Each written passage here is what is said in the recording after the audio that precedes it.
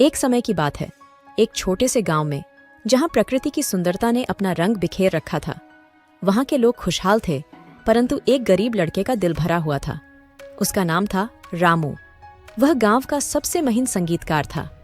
रामू के पास एक जादुई तानपुरा था, जिसे उसके पिता ने उसे छोटे से ही सिखाया था।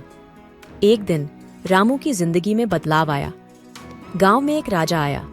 वह शो का आयोजन करने के लिए आया था।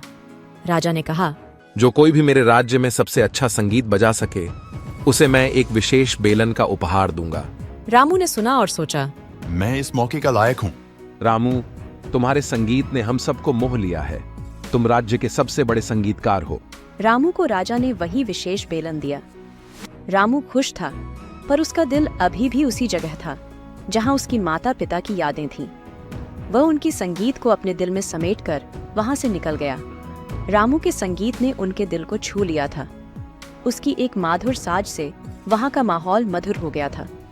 गांव के लोग अब भी उसके संगीत के लिए तरस रहे थे, और इसी तरह रामू का संगीत उनकी यादों में हमेशा बसा रहा, और उसकी ध्वनि संगीत के माध्यम से लोगों के दिलों में सदा बसती रही। इसी संगीत की मधुरता में गांव की सुख शांति हमेशा बनी रही, और रामू की कहानी, उसकी संगीत के राग हर कोने में गूंजती रही। आखिरकार उसका संगीत उसे राजा की खास पसंद और राजा की सबसे बड़ी खूबसूरती बना दिया, और वह एक संगीतकार के रूप में नहीं, बल्कि एक महान जादुई संगीतकार के रूप में स्थापित हुआ।